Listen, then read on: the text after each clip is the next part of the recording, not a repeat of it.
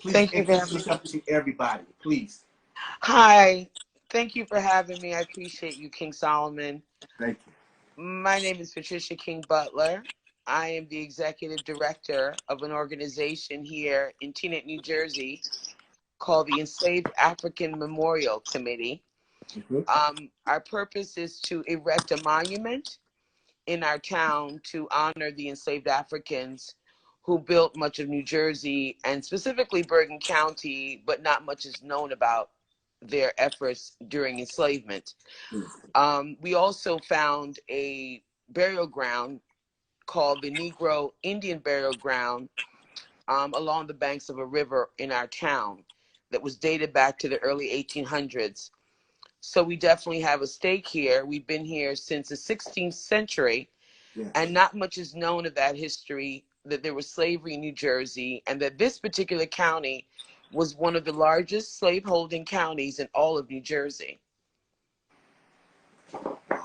And so here we are. We're trying to raise $3 million from the government, foundations, individual donors, etc., to achieve this goal. We've also retained an amazing architect by the name of Rodney Leon, who built the African burial ground in New York City. And the plans are really beautiful. It will be based on one of the Adinkra symbols. So we're trying to connect the past of these Africans whose lives were destroyed because of slavery in the Middle Passage, but managed to survive in the New World and build this state. Not much is known about slavery in the North, but just so you know, slavery began in the North. The slave ships were built in the North. In Perth Amboy, New Jersey, Rhode Island was the biggest slave building area in the country at the time. Wow. Wow. Yes. So please tell us a little bit about you and who you are, and kind of segue into when did this become your passion, and why this a passion of yours?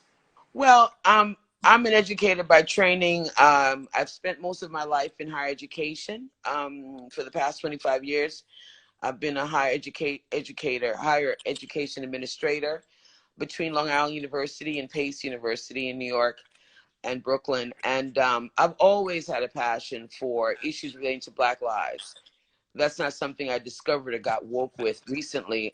Most of my life has been dedicated to working with disenfranchised communities all over New York City and Brooklyn. So I've worked with some of the most devastated communities that have been impacted by crime, drugs, and socioeconomic issues that come from that. So places like Bed-Stuy, East New York, Bushwick are my stomping grounds in my work. And we delivered services at the university for these young people to come to the university, where I would set up curriculum, social and cultural activities. And I always based it on the African American history and culture and the experience. And so it was a segue. It was just easy for me to be engaged in this project. And it wasn't my idea necessarily. The idea came about from our elected local government officials. They wanted to set up on the municipal green, which is a huge lawn here, to include several more monuments. And so a group of concerned residents in my town went forth and were approved. Then they reached out to me because they knew my work in that space culturally. I'd been running summer camps in the summer, teaching African American history and culture. So they thought that, I should be a part of it. And then here I am now, the executive director. Yeah. That's a wonderful story. And I was just going to actually answer that. What type of help you getting from local government? Because that's very important. Yes, Very great important. question. Yes, absolutely. Well, the good news, I will say that to get us started, our local senator, state senator of New Jersey, Loretta Weinberg, gave us seed money for the past 4 years. So we were able to retain our architect and other experts in the area to begin the pre-planning. So that was wonderful. And then I'm a grant writer by training as well. And so lots of my work at the university was to write grants around these projects that I oversaw. So I've written several grants. I've gotten support from PSC&G, the local historical commission, quite a few other, entities around. I've gotten some private donor support. We're writing for larger grants, and we have built partnerships, which I think are, essential to begin to develop a wider network of people to engage them around the project. We've also appealed to the New Jersey Black Legislative Caucus to include us in their appropriation bills. So we've asked for $500,000 there. And we have some key donors that we have in mind that are captains of industry, for example, that we've reached out to. So we're right now really in the throes of fundraising, and we look for everyone's support because our goal is to have this completed by 2022. Okay, 2022. And so are you 25%, 50%? Where on the margin are you as far as your goal? Well, right now I'd say we're probably about maybe 25%. 25%. Because we came out, it was a brand new group. We had to incorporate. Mm-hmm. We had to build our brand, which meant creating websites. And then we did a lot of groundwork in the community. We launched various activities, cultural and educational activities, to introduce the community to the project. We got a lot of press out of this. We were able to have an amazing Black History Month program in February, right before COVID really hit. Yes. We had a great attendance for that. And we also did the first of its kind rededication ceremony last summer at the burial ground, where we invited the Native American tribe from the Mawa area, and their chief came, Chief Dwayne Perry, and members of his tribe, and they participated with us. And we had over 150 people to gather for that. So between building the brand, getting people to know who we are, having impact on the community through our educational programming, at the same time writing local grants to begin, to develop our platform, it's been a Herculean task, and we have a very small committee. We have many members, but we have the executive team is quite small. Yes. And I'm the executive director, so I do much of the work, and I do it full time. Yes. Mrs. Butler, please help us to make the connection, because it wasn't too long ago that the movie Harriet came out. And this is what reminds me of this when I read it. And in the movie, it's portrayed as if Philadelphia was the land of free, where she ended up, and it became to where she was bringing them back to Philadelphia up north, where they began their free life, and how they was beginning to amalgamate into the North, as far as not telling anybody it was recently escaped. It was merging into the ones that was already free. So in the movie, Philadelphia became this liberated, designation to go. And when you say that not only was slavery in the South, but the North, and a lot of us know that to be true if you really, really understand the literature, but help us to make that connection. And why this is important that this monument is being built, as far as a total liberation of understanding the big picture of slavery and the part the North and the South played together. Wow, that's a very big question, but I can start by giving you an example, if I may. First of all, I'm not sure if you're aware of the African Burial Ground in New York City. Mm-hmm. The African Burial Ground in New York City is one of the largest discoveries in the North, and it was a burial ground that had over several million bones that were from Africans that were enslaved in New York City under the Dutch. Now, the history of New York is that when the Dutch came in and they brought in the Africans that they enslaved, that area of downtown Manhattan stretched from Chinatown to Wall Street, going up to Broadway, which they built. And that went on from the 1600s, late 1600s to the early 1800s, all Black labor. The difference between the Dutch in their enslavement was that it was partly indentured servitude. So they weren't as strict. They weren't as maybe, for lack of a better word, they weren't as oppressive, if I can use that word, as the British, who ultimately took over New York from the Dutch. New York was once known as Little Amsterdam, New Amsterdam. And when the Dutch took it from them in almost like a trade-off, because the Dutch could no longer bring in enough labor, and they were giving away land to the blacks they enslaved. So blacks under the Dutch could own land in New York State. So you found a lot of black free communities. For example, Central Park was originally a black community called Seneca Village. It was raised to build Central Park.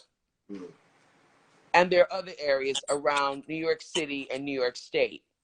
And so as the British came in and the agricultural industry had moved away, going further to the south with cotton, they then imposed very harsh, draconian laws where they started to take away the rights of the blacks who had become free or manumissioned out of slavery through the Dutch, and started to impose very strong, strict rules that brought about what we know as chattel slavery, which meant that they took away the freedoms from the blacks that had gained it under the Dutch.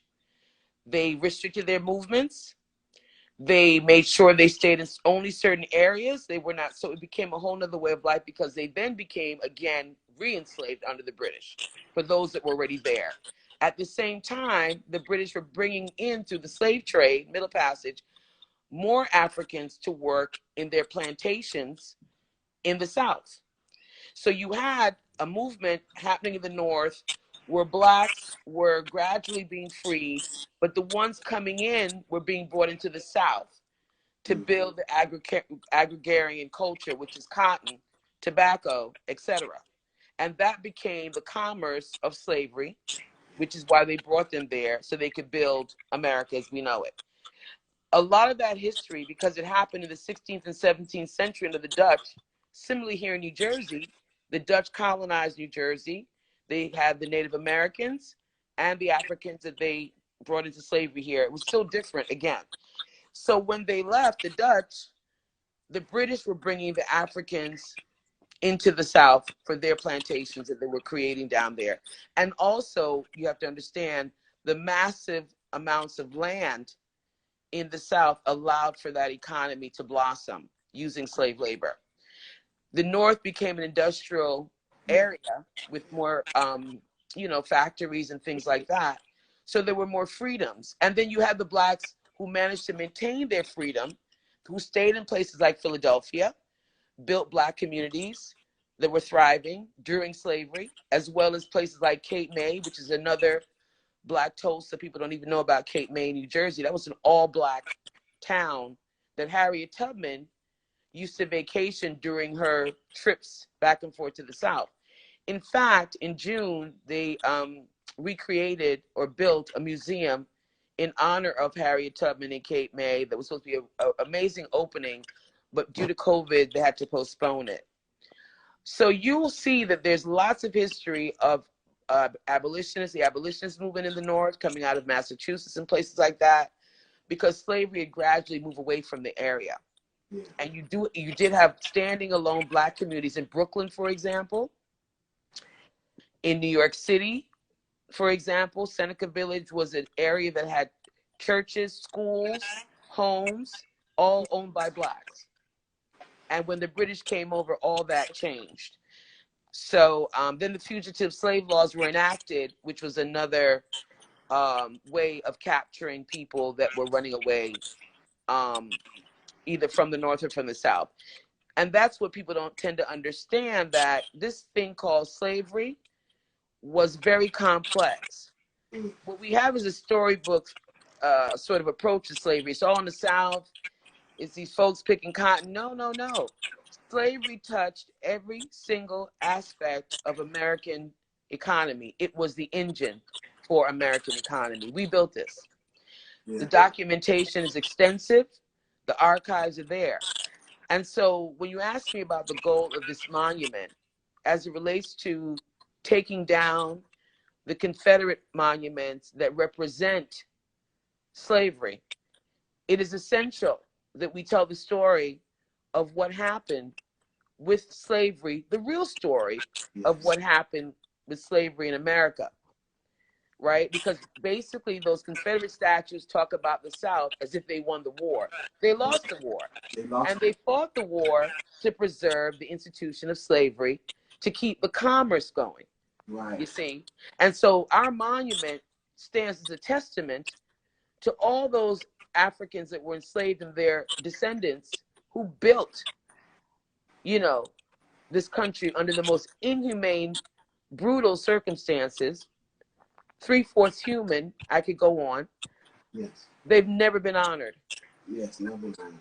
And then the whole idea of the progression of under one slave regime, then the changing of slave ownership and colonization, and the re-enslavement dynamic. Like, Right. if you already met the criteria of being free and liberated, Right. but to come in by a new regime and to be re-enslaved and to have all this property is taken from you, and Taken from you. that is, yeah, that Devastating. Is and people don't even recognize that, because once again, the focus on slavery is limited to one part of the U.S., which is the southern states. Slavery was all over America. And you need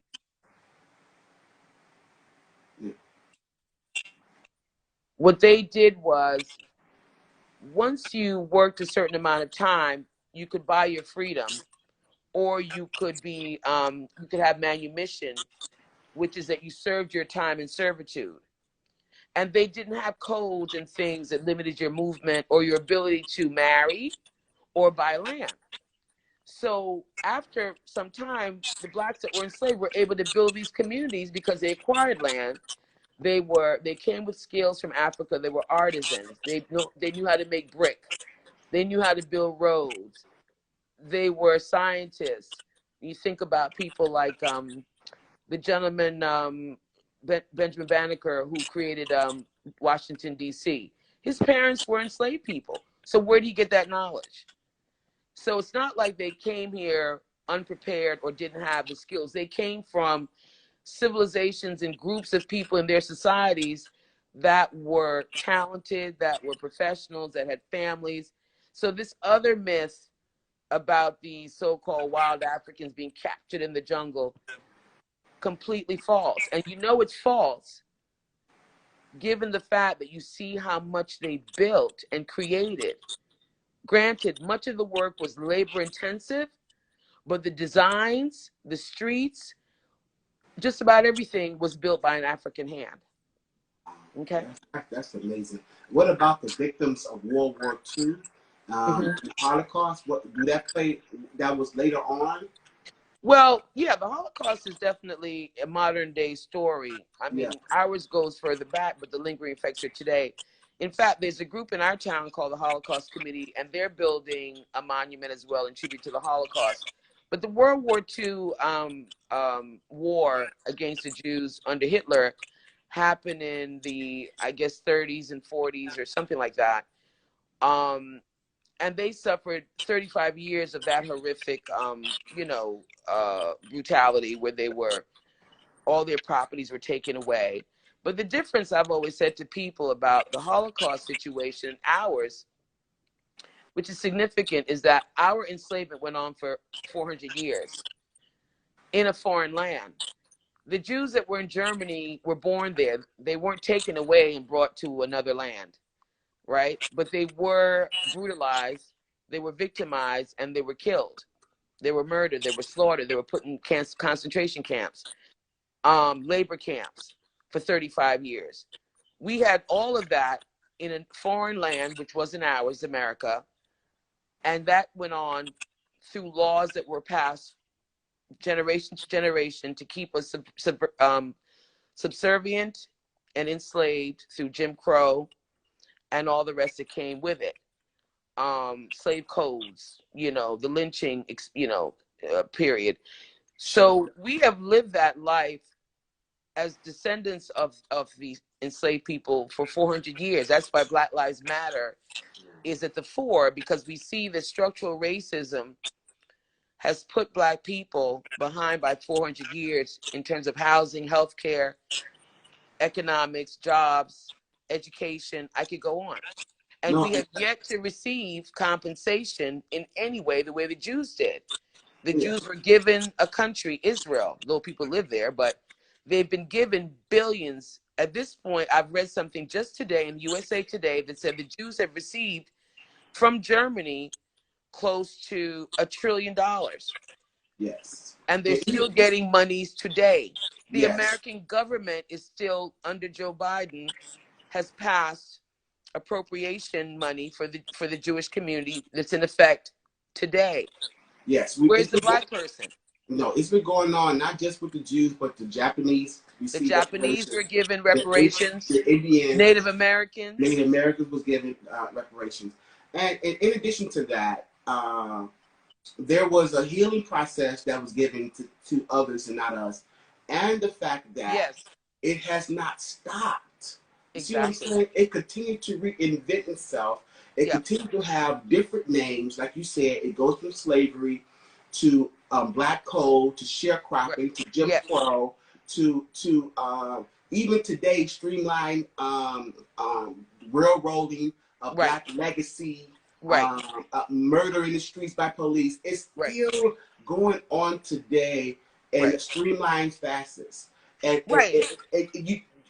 you have not stopped. You see what I'm saying? No. So No.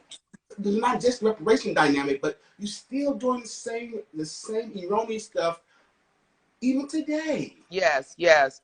Well, the reason why is because we've been living in a situation where we've been pretty much under someone else's rules and regulation.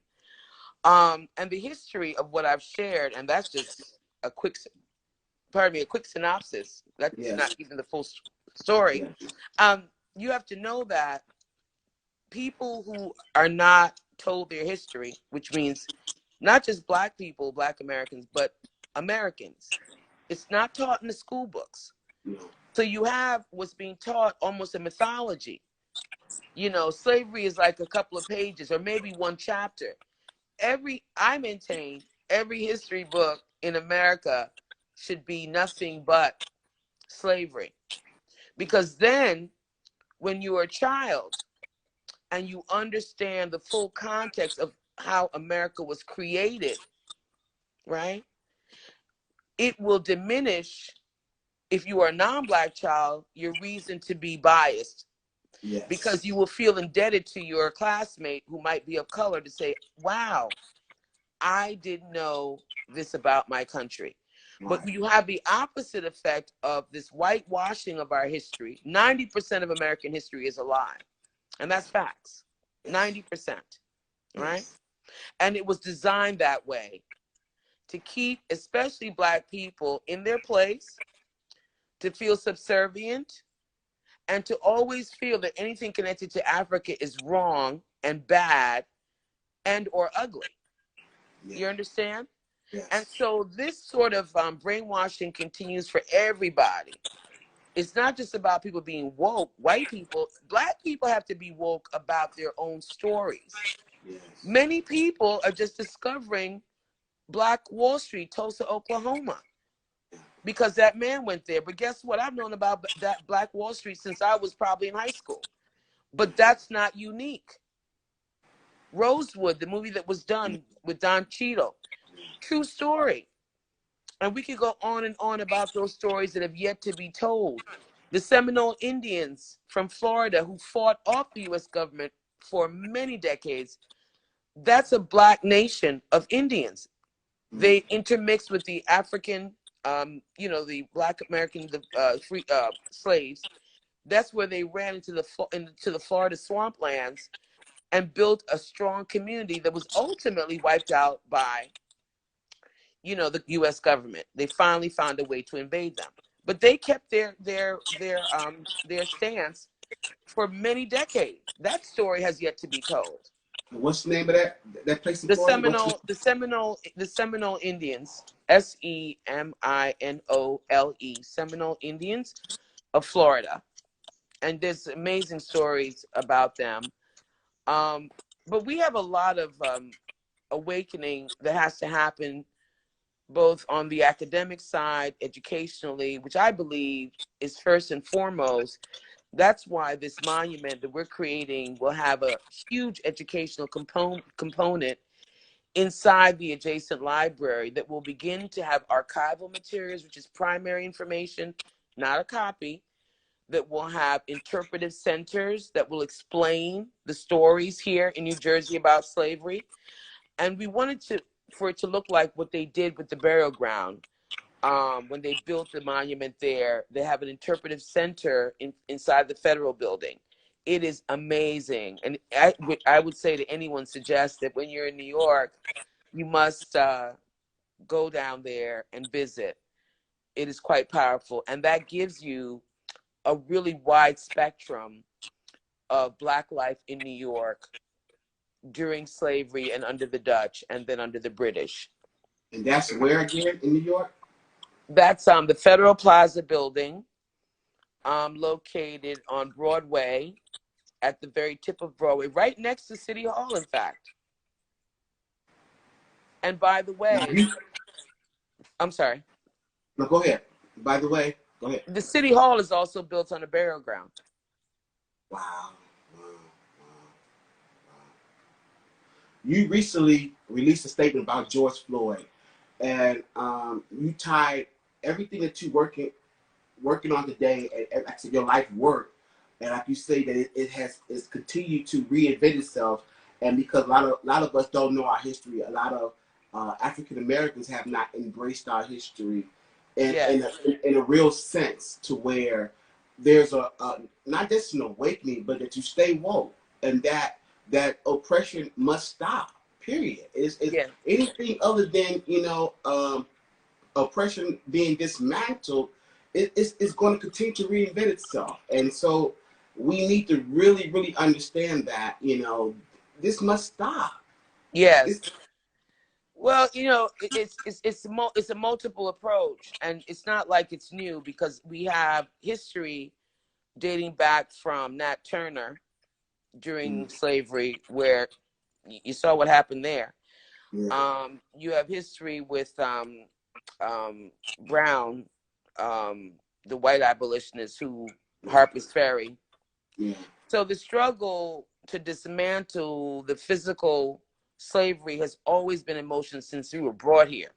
That's just it's documented, all the slave uprisings. In fact, there were more slave uprisings during slavery than they like to share with the public. Most plantations had massive uprisings, and they even had guerrilla warfare, things like damaging the crop, all kinds of things, that's not shared. So it's not like we were willingly adapting to or accepting our oppression. That's never happened in the history of Black people's struggle in America.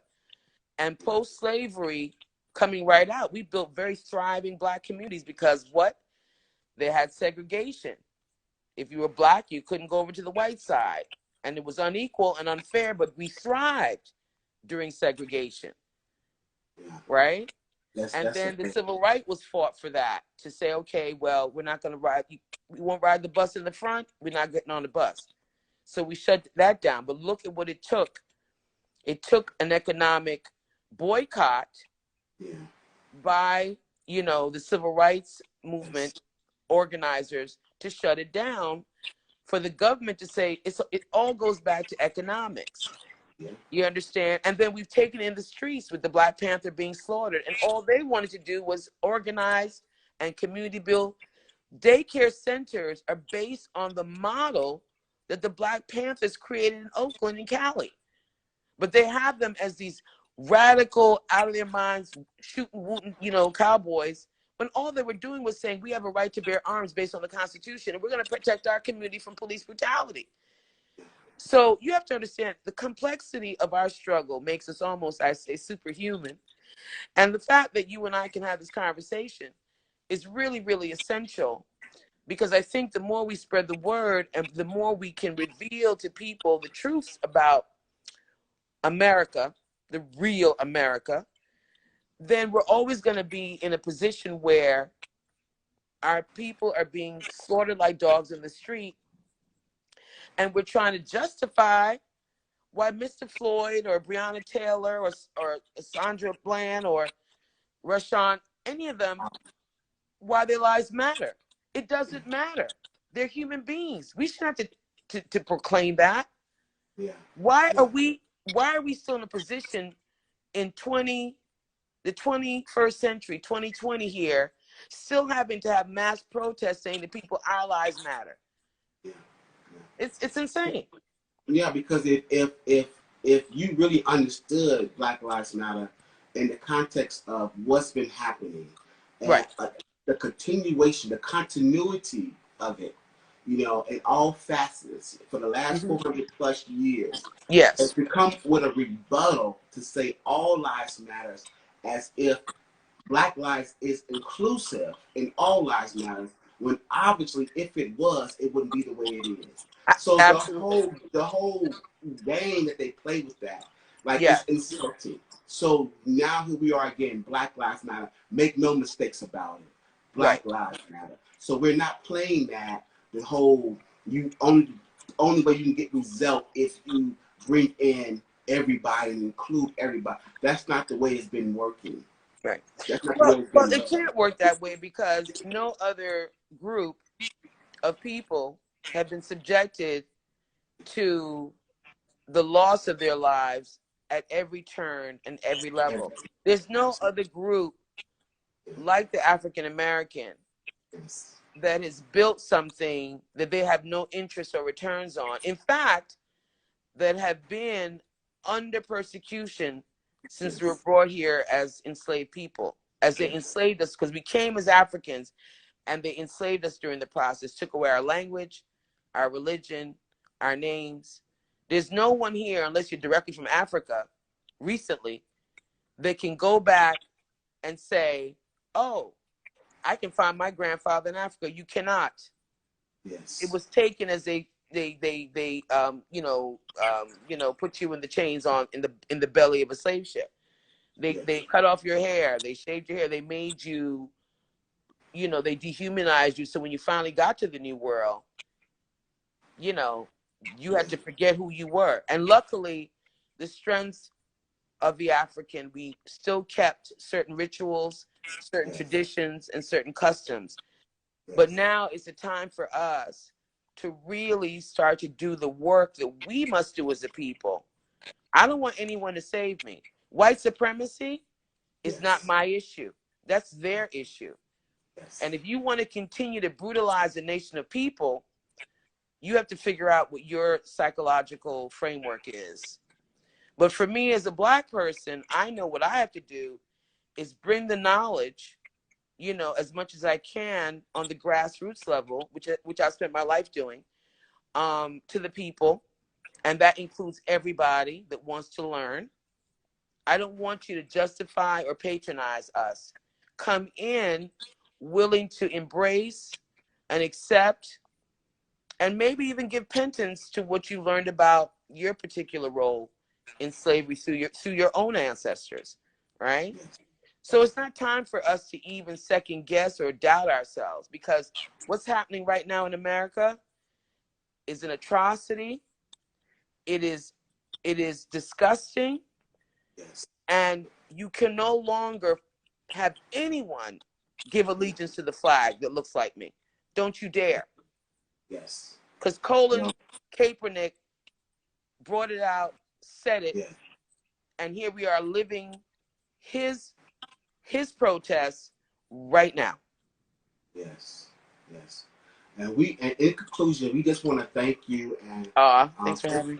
Philanthropy at its best is, like I said, it is a program that was designed to honor and celebrate philanthropists and humanitarians that are on the front line, that is doing the everyday groundwork of changing lives, one person at a time. And I know when this started that, you don't always see this in media, the wonderful work that we're doing, but it exists, and that's the reason for this platform. And your organization aligns with that, the work that you're doing as an educator, Mrs. Butler, the Enslaved African Memorial Committee, and the great work that you guys are doing is so needed.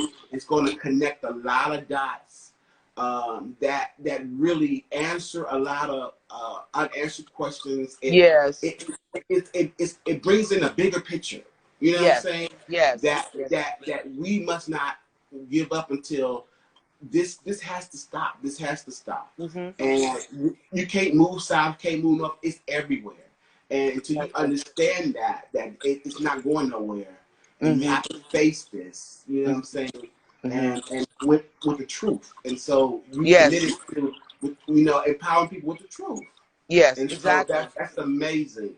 And so we Yeah. want to thank you guys for tuning in and also for supporting King Simon Entertainment, Philanthropy Mm-hmm. at its best, and what we're doing here as far as the program we bring forth. Please Mm-hmm. subscribe, like, and share. I Visit us will. on all social media, Instagram, Mm-hmm. Facebook, and YouTube, as well as our website, Yes. KingSimonEntertainment.tv. You can support Mm-hmm. us directly at Venmo, Cash App, Mm-hmm. PayPal, and Zelle. And Mm-hmm. please let them know how they can help and get involved with you and all your social media handles, please. Well, I want to thank you so much for having me today. What a pleasure and what a wonderful exchange with you. Yes. And it's always exciting for me and the committee to share our work with others. And, if people want to learn more about what we're doing, you can find us at www.eamcnj.org. And we have updates that constantly tell you what's happening, who we are, our mission, our stated goals. And we look forward to spreading the word and getting support from our community to make things happen. So I thank you for keeping the dialogue open about Yes. these important issues. We appreciate you very much. Yes. Thank you. How can they donate on your website? Yep, you can donate through our website. There's a donate button there, and every little bit helps. Trust me. Are you guys doing any annual fundraising, any activities, any events? Yes, we're going to. We'll see. We had 5 or 6 pretty really strong events lined up for the summer. Right. COVID. Yeah.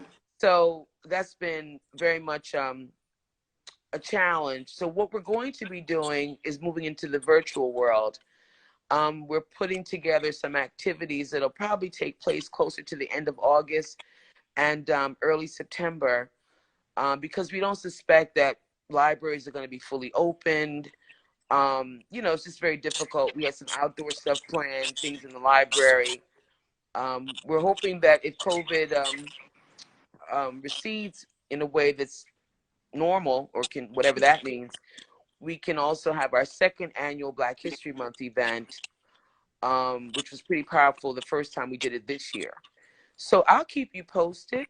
Definitely. We'll be in touch, and I'm on board. I love what you're Thank doing. you. And Thank anywhere you. I can help, definitely could partner. And just keep Thank up you. with the wonderful work you're doing. I love Thank this. you. I love Same I here. love Wonderful I work love you're everything doing. about it. I love everything about this. Like I Thank you. said, it Spread the reminded me so word. much. Thank you. It reminded me so much of the movie when you said in the North. I was like, wow, because they made it look so great. That's When the thing. in Philly, yeah, I was like, That's wow. the thing. You have to Yeah, want. You have to also be aware, and I know you know this, that a lot of what the media does, especially through Hollywood, is to whitewash our story. Don't forget, when you and I grew up and we used to watch John Wayne, we were rooting for him and not the Indians he was slaughtering. yeah, that's true. You understand what I'm trying to tell you? When That's you true. saw That's true. Aunt Jemima pancakes, you thought that's normal. And the woman who actually, the sister who was a chef and made the recipe, she never got a dime for that. Never got it. And Yeah, that was a stereotypical, like yeah, Uncle Ben's rice. I mean, we yeah, can take things now yeah, that are still in existence that degrade the culture. They didn't yeah, tell you that in South Carolina, the Africans that were enslaved there were brought from a particular coast in Africa that were known for their rice growing skills. South Carolina rice. yeah. So, I mean, this thing is complicated because everything you touch has a Black story behind it. Wow, wow. I like. No, I like that. I think yeah. I like everything you touch have a Black story. That's gonna be on the T-shirt. I tell you, I love it. Everything you touch got a Black story behind it. Wow, I like that. We're gonna keep that going. Thank you so much. Thank you, my I'll brother. definitely be in Thank you. touch, and we'll be partnering. And Yep. just thank you for the wonderful work you're committed to doing, and Uh, thank you for changing lives thank with you. empowering them with the truth. Thank you so much. A pleasure. My pleasure. Yes. Have a great day. You Thank you. too. Take All care. right. Bye-bye. All right. Bye.